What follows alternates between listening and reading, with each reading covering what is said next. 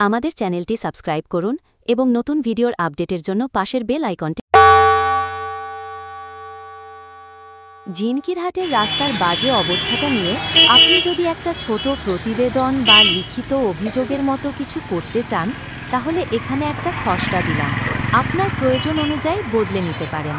ঝিনকিরহাটের রাস্তার করুণ অবস্থা।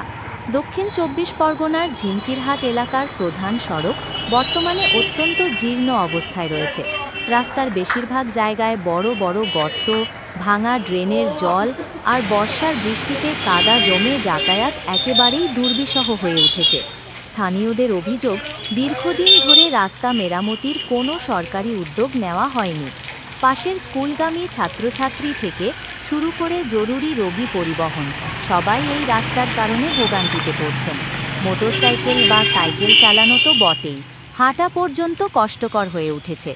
গ্রামবাসীদের দাবি, পঞ্চায়েত ও প্রশাসন যেন দ্রুত রাস্তা মেরামতির উদ্যোগ নেয়, যাতে সাধারণ মানুষের দৈনন্দিন চলাচল স্বাভাবিক হয় এবং দুর্ঘটনার আশঙ্কা কমে। আপনি চাইলে এটিকে স্থানীয় পঞ্চায়েত অফিস, ব্লক উন্নয়ন অফিস, বিডিও বা সংবাদ মাধ্যমে পাঠানোর জন্য আরও নির্দিষ্ট তথ্য, রাস্তার নাম, দৈর্ঘ্য, ছবি ইত্যাদি যুক্ত করতে পারেন। আপনার কি দরকার?